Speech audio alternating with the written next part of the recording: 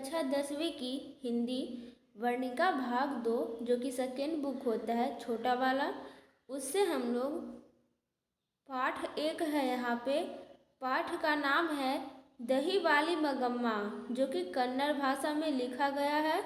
Okay, Srinivas द्वारा रचित है यह। तो इसका हम लोग संपूर्ण पाठ का हल देखने वाले हैं और NCERT बुक से। तो वीडियो को एंड तक जरूर देखिएगा और चैनल पे नए हैं तो सब्सक्राइब करके बेल आइकन को प्रेस कर दीजिएगा।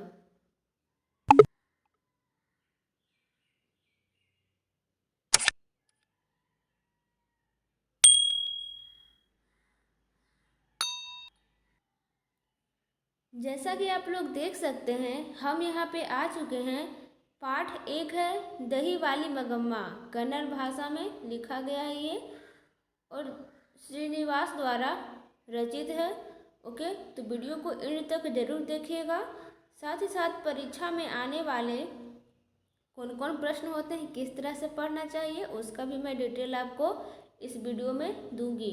ओके, देखिए यहाँ पे क्वेश्चन नंबर 1 है। यहाँ पे मगम्मा का अपनी बहू के साथ किस बात को लेकर विवाद था? तो उत्तर हो जाएगा यहाँ पे मगम्मा का अपनी बहू यानी कि नजम्मा से विवाद होने का मुख्य कारण उसकी बहू द्वारा उसके पोते को पीटा जाना था। जब बहू अधिकार के साथ बेटे को पीट रही थी तो मगम्मा को यह अच्छा न लगा। उसने इसका विरोध किया और इस प्रकार दोनों के बीच विवाद शुरू हो गया। इसके अतिरिक्त उन दोनों के बीच विवाद का एक कारण यह भी था मगम्मा अपने बेटे पर अपना अधिकार बनाए रखना चाहती थी, जबकि बहू नजम्मा अपने पति को पूरी तरह अपने काबू में रखना चाहती थी। ओके, यानी कि मगम्मा का बेटा जो था वो नजम्मा का पति था और मगम्मा चाहती थी कि जो मैं कहूँ वो मेरा बेटा सुने, और नजम्मा चाहती थी जो अपने पति पर अधिकार बनाना चाहती थी, मतलब काबू कर लेना चाहती थी। ओके, यही है कहानी में। क्वेश्चन नंबर 2 आता है यहाँ पे, रंगप्पा कौन था और वह मगम्मा से क्या चाहता था?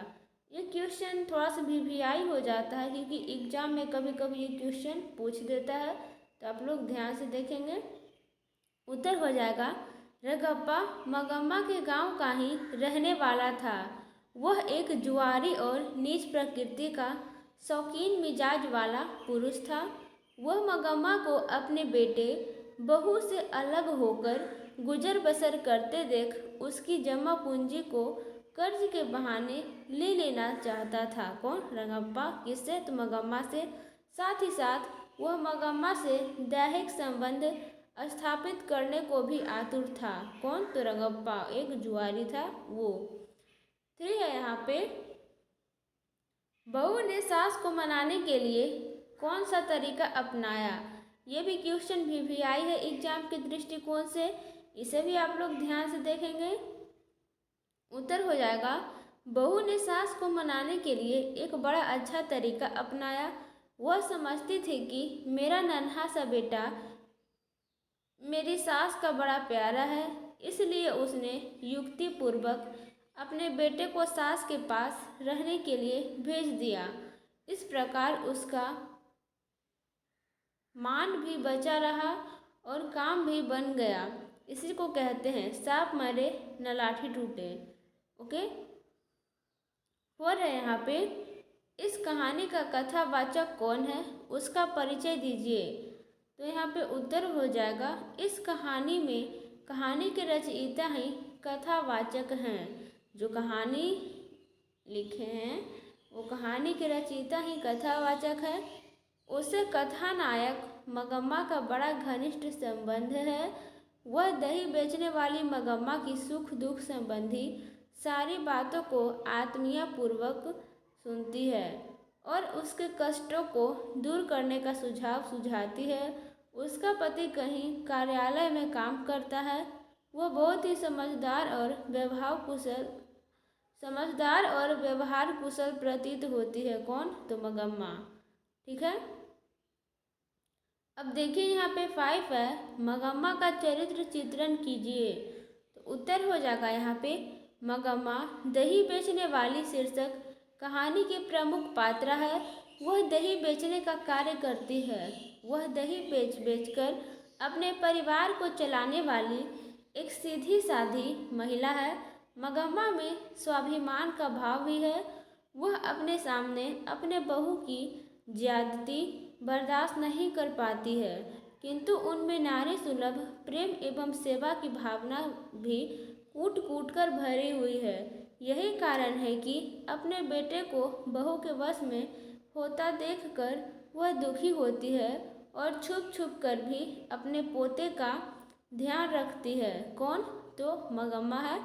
वो मगम्मा में अस्तित्व का आदर्श सन्निहित है। वह कठिन स्थितियों में भी रंगप्पा जैसे मनचले पुरुष को मुंहतोड़ जवाब देती है और इस प्रकार अपने अस्तित्व की रक्षा करती है।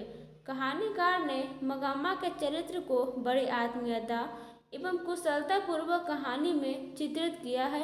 अपने चरित्र की विशिष्टताओं के कारण मगम्मा का चरित्र काफ़ी उज्जवल हो जाता है।